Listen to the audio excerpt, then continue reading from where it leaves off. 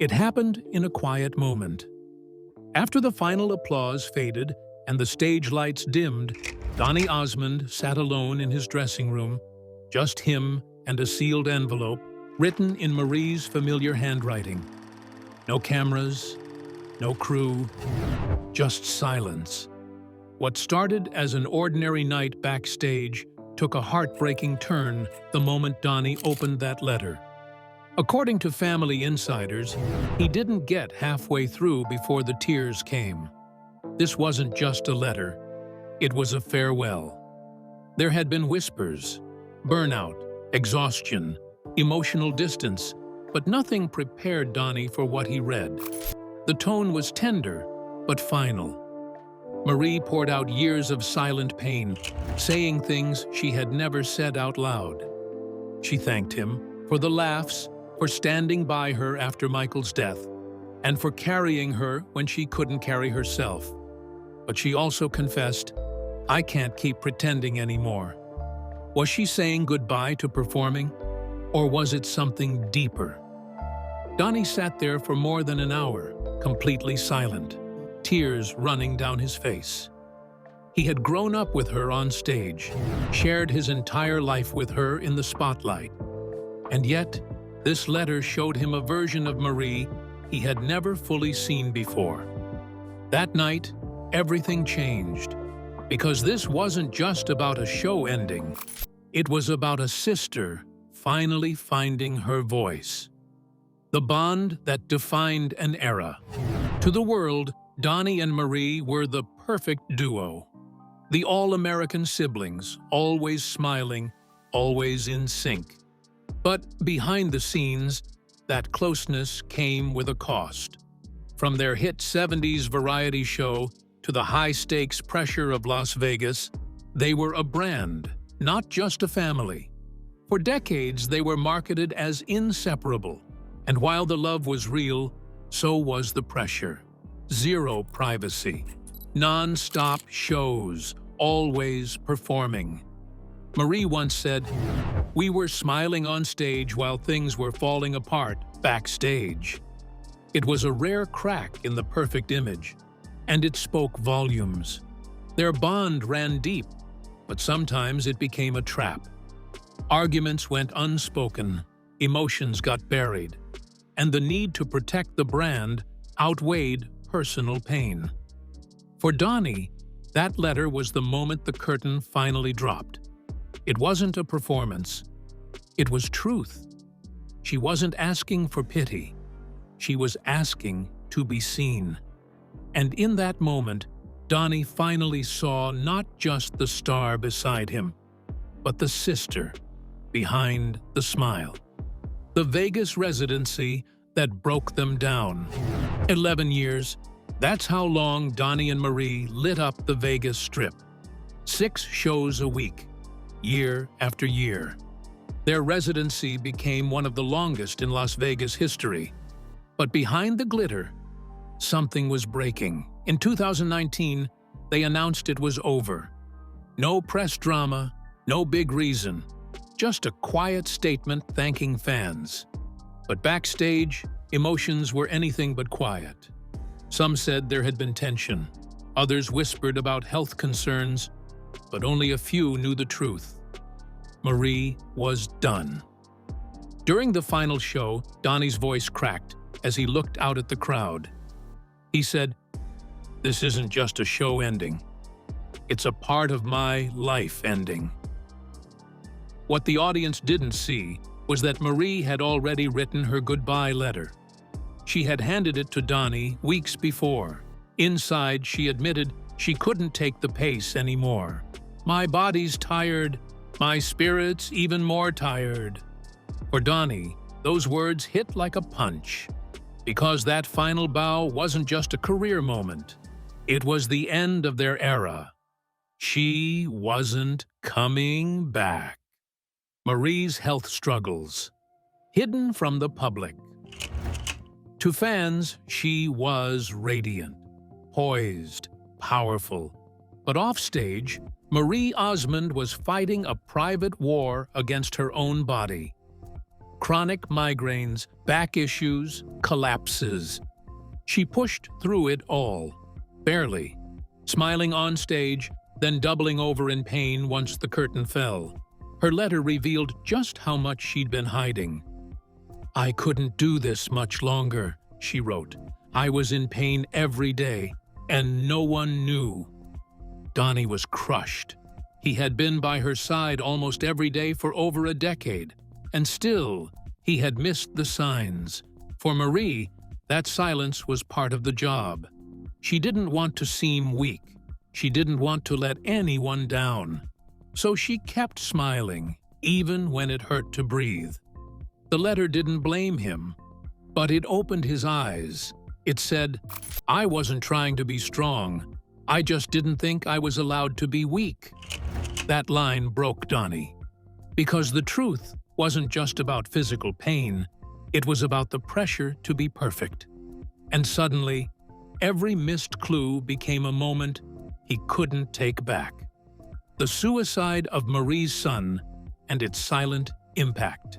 In 2010, Marie faced the darkest day of her life, the loss of her 18-year-old son, Michael Blosil, to suicide. It was a tragedy that shattered her world. But almost unbelievably, she was back on stage not long after, performing, smiling, carrying on like everything was fine. But it wasn't. "I didn't know how to help her," Donny later admitted, because nothing could prepare him for the grief she was hiding. In her letter, she finally opened up about that time. "I wasn't living, I was surviving," she wrote, "and you were my rock when I couldn't stand on my own." Donny reportedly wept as he read those words. She had thanked him, but he felt like he hadn't done enough, because behind the lights, she was drowning, grieving in silence, smiling for the audience, while inside, she was breaking piece by piece. That letter didn't just tell him the truth. It gave him a glimpse into the pain she'd been carrying for years. And for Donny, that glimpse changed everything. The Mormon pressure they never spoke about. Their lives were shaped not just by fame, but by faith. Raised in the LDS Church, Donny and Marie were expected to be more than entertainers. They were supposed to be role models, moral icons, walking embodiments of perfection under the scrutiny of both Hollywood and the church. But for Marie, that image started to feel like a prison.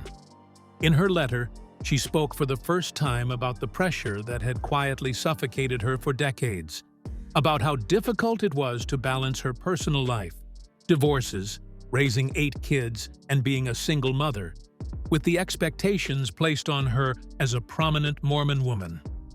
"I spent so long trying to be the woman everyone wanted me to be," she wrote, "but I don't think I've ever just been allowed to be me." That line cut through Donny like a knife. He had always believed their shared faith was a foundation, but for Marie, it had become a mask. One she wore in every interview, every performance, every Sunday sermon. She admitted to feeling judged, especially after her bold fashion choices, her outspoken views, and her vulnerability on television. She was tired of pretending everything was perfect, tired of living up to an image she no longer recognized. For Donny, it was heartbreaking, not just because she felt that way, but because she never told him. All those years spent side by side, and he hadn't known she was struggling with something so personal, so deep, so isolating. And in that moment, reading her words, he finally understood. Her silence hadn't been strength. It had been survival. Marie's public breakdown on The Talk. Some moments seem small when they happen, until time passes and you realize they were everything. That's exactly what unfolded in 2019 during a daytime broadcast of The Talk. Donny Osmond was seated among co-hosts, discussing the personal struggles she had faced over the years. The topic turned to grief, and specifically, the unbearable loss of her son Michael, who died by suicide in 2010. At first, she held it together. Her voice was steady, her hands calmly folded on the table. But then, something shifted. Mid-sentence, her voice cracked. She paused. She tried to push through, but she couldn't. Her eyes filled with tears. Her hands began to tremble. And in front of millions of viewers, Marie broke down on live TV. The silence in that moment was deafening. Her co-hosts reached out to comfort her. The camera stayed close, catching every raw detail. The tears that wouldn't stop, the panic in her breathing, the vulnerability on her face. At the time, audiences were shocked. They saw it as an emotional slip, just a painful memory that caught her off guard. A human moment from a public figure who had always been composed. But those who knew her best saw something else. This wasn't just a moment of grief. It was a warning sign. A quiet scream for help from a woman who had been carrying too much for too long. And for Donny, that moment would become a permanent marker in his memory. In the letter she later gave him, the one that would change everything, Marie referenced that exact day. That day, I wasn't okay, and I needed to stop pretending I was. Reading that line, Donny froze. He had watched the broadcast. He remembered calling her afterward, telling her how proud he was of her honesty. But now, in hindsight, he saw it differently. That moment wasn't bravery. It was exhaustion spilling out of her soul.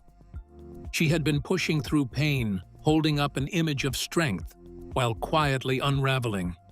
And that episode on The Talk wasn't just a breakdown. It was truth demanding to be seen.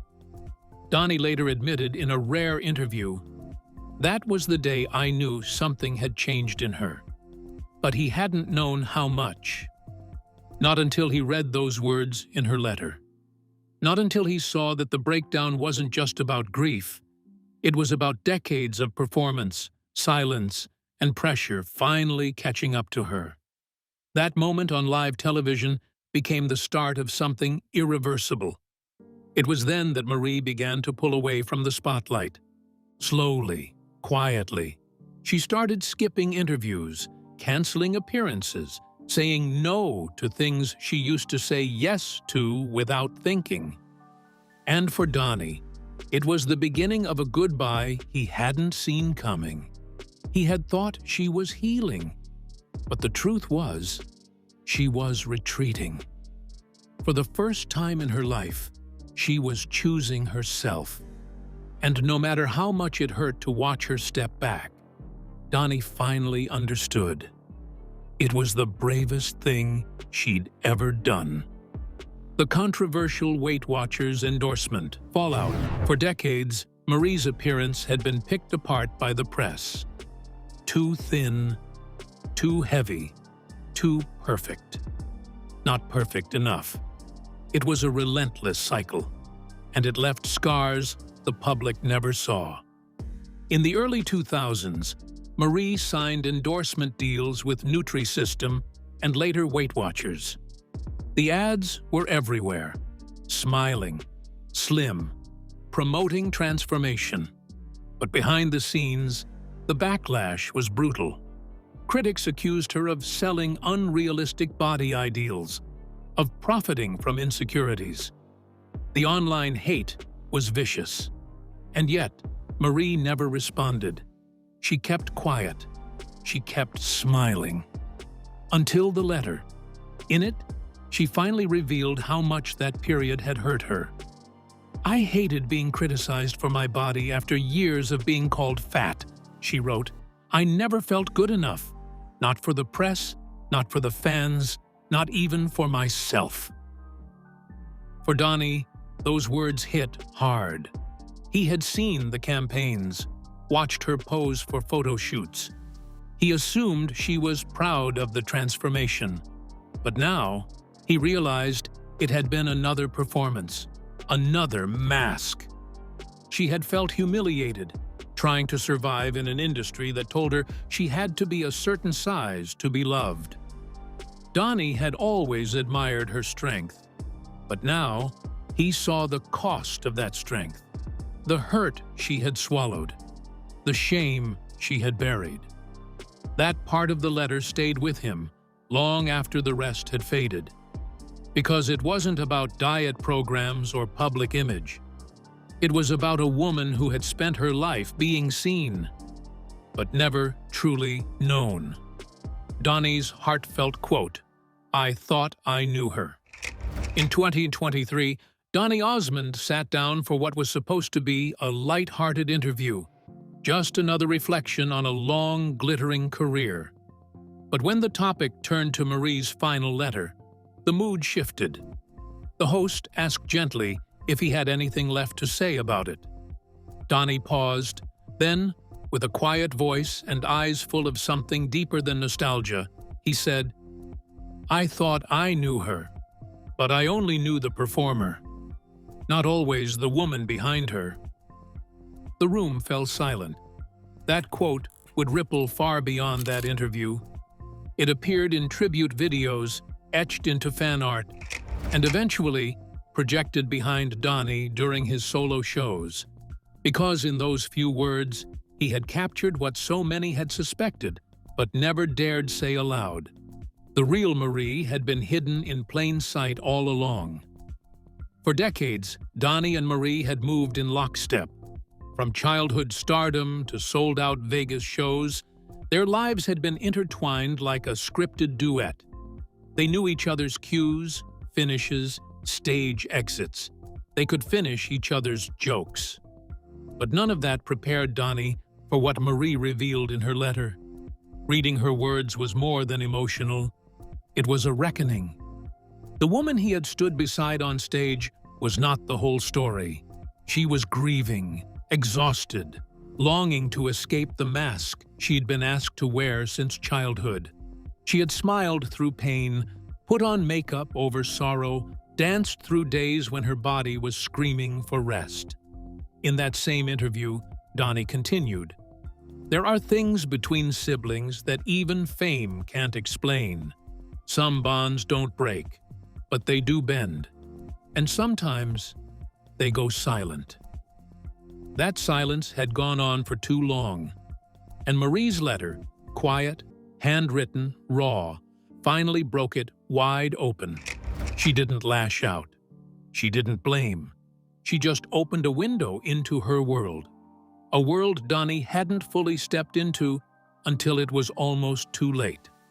The pressure, the loss, the need to be seen not as a product, but as a person. She had lived so long being Marie Osmond that the real Marie had been buried beneath sequins and expectation. That truth crushed Donny. Insiders say he keeps the letter folded in his wallet. It's faded now, softened by time and by fingers that revisit it often. Like their legacy, the paper is worn, but it still holds meaning. He doesn't talk about it on stage, but he doesn't have to. Every time he shows a clip of them singing together, every time he says, "This next song's for my sister," the emotion in his voice says everything.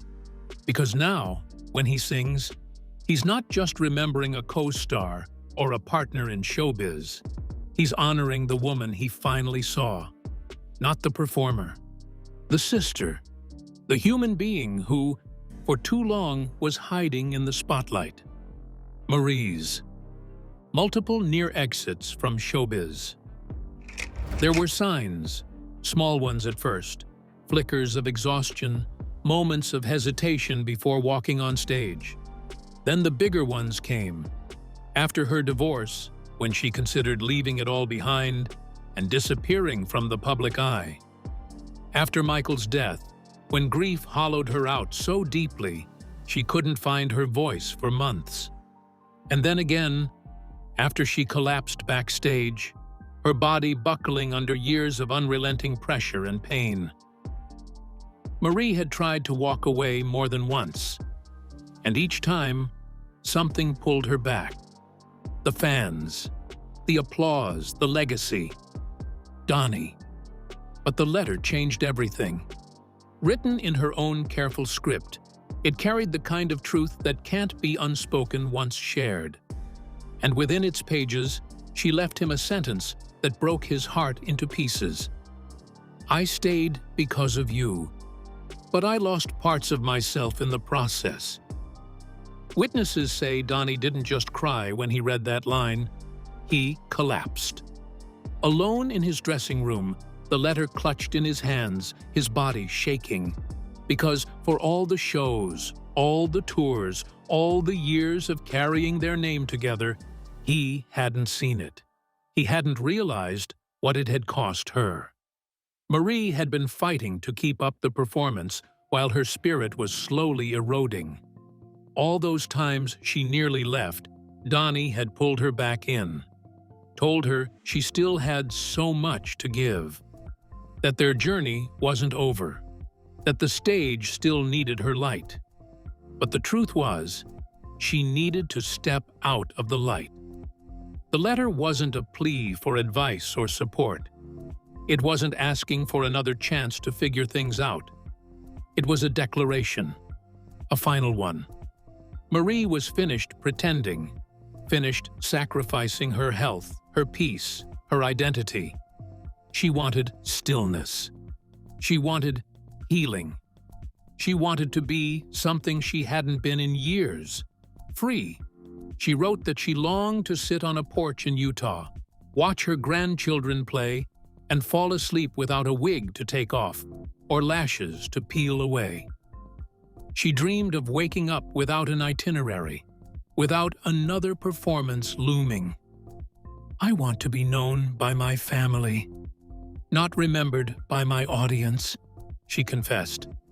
For Donny, that line was unbearable. Not because he didn't understand, but because he finally did. Fully. And it broke him. He realized that while he had been trying to preserve their act, she had been slowly losing pieces of herself until there wasn't much left to give. And now, for the first time in his life, he had to learn how to let her go. Not just off stage, but out of the role she had been forced to play for so long. She wasn't just leaving the spotlight, she was stepping back into herself. Their final show and the unseen breakdown. The curtain rose one last time.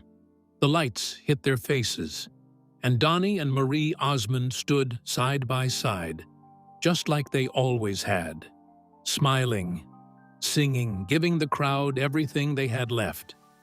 But that night, behind the glitter and the cheers, something was different. Marie whispered to Donny as they walked off stage, "This is the last time I'm doing this." He didn't believe her. Not really. He thought it was just exhaustion talking, the end of a long run. He figured she'd bounce back like she always did. But weeks later, when he opened her letter, everything changed. That whisper hadn't been frustration. It had been finality. Her letter called it, "My real goodbye." She wrote, "Don't try to change my mind." And in that moment, Donny finally understood what he had refused to hear. The final show wasn't just the closing of a chapter, it was the end of an entire book. The end of Donny and Marie as the world had known them. The final bow wasn't just for the audience, it was for each other. He had always imagined they'd return. Another tour, a special appearance, maybe one last run in Vegas. But Marie's words made it clear. This time, she meant it.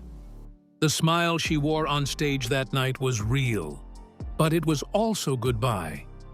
And when Donny realized he hadn't recognized it at the time, the guilt set in. Because the woman beside him had already left the stage long before the lights faded. Rumors of a private falling out. When Donny and Marie announced the end of their residency, the public response was respectful, But the tabloids told a different story. There were whispers of a backstage argument, of clashing visions, of burnout finally boiling over. Some said they disagreed on creative control. Others claimed Marie felt unheard. Neither sibling addressed it publicly, but in her letter, Marie acknowledged it with heartbreaking honesty. There were tensions that built up quietly, resentments we never said out loud. She wasn't blaming Donny. She was admitting the unspoken truth, that even the closest siblings have cracks, especially when fame keeps them locked together for decades.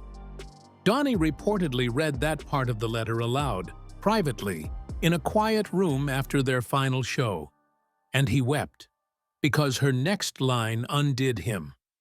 "I'm sorry. Please, forgive me." Donny's answer was immediate. Through tears, he whispered, "You never had to ask." The letter didn't reopen wounds. It helped heal them. It gave space to feelings they had never dared voice. Fame had demanded perfection, but their bond had always been more than press-ready smiles. And now, after years of being Donny and Marie, they were finally just Donny and Marie, two siblings, letting go of pain that had lived in silence far too long. Marie's secret retirement plan.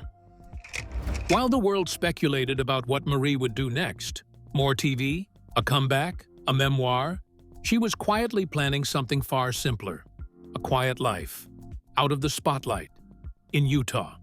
According to close sources, Marie had made her decision months before that final show. She had written the letter not as a dramatic goodbye, but as a liberation.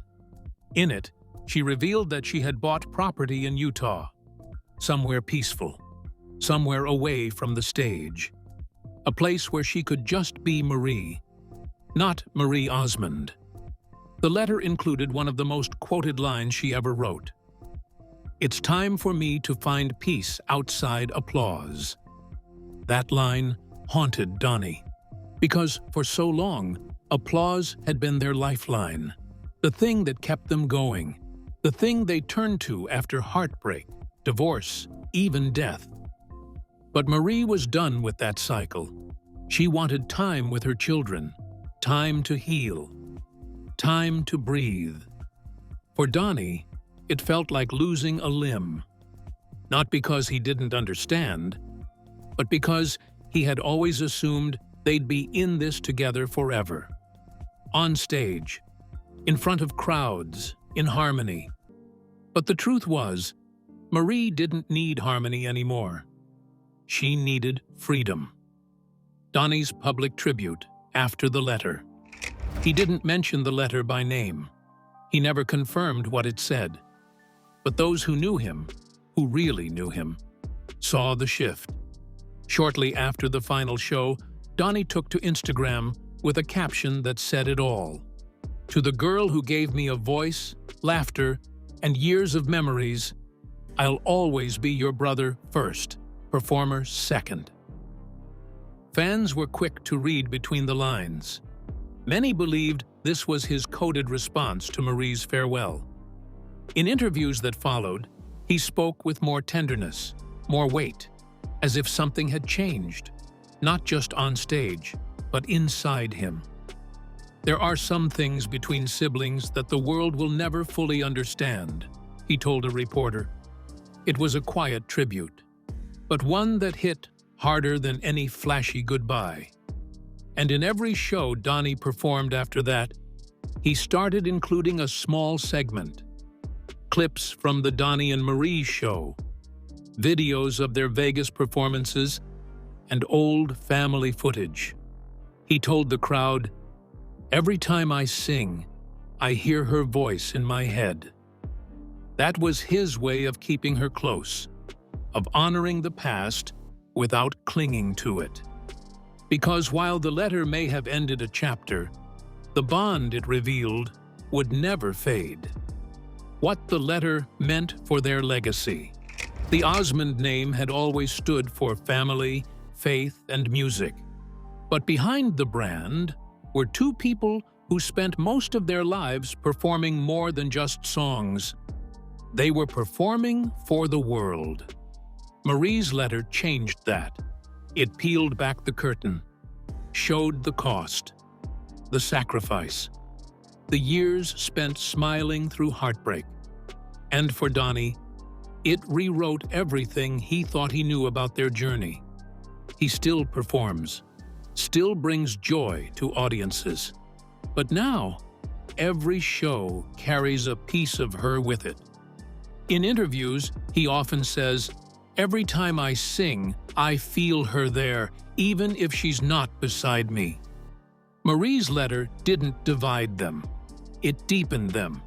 It was the first time she had allowed herself to be fully seen, not as a star, but as a woman who had carried too much for too long. And for Donny, her tears weren't weakness. They were the truth he'd been waiting to hear. Their legacy isn't just in the gold records or sold-out shows. It's in the love that survived the pressure, the connection that outlasted the stage. Because sometimes, the strongest thing you can do is finally let go. In a quiet moment that changed everything, Donny Osmond broke down reading Marie's final letter. A goodbye wrapped in truth, pain, and love. It wasn't just the end of their act. It was the beginning of understanding. And in those tears, he finally saw the sister he never truly knew.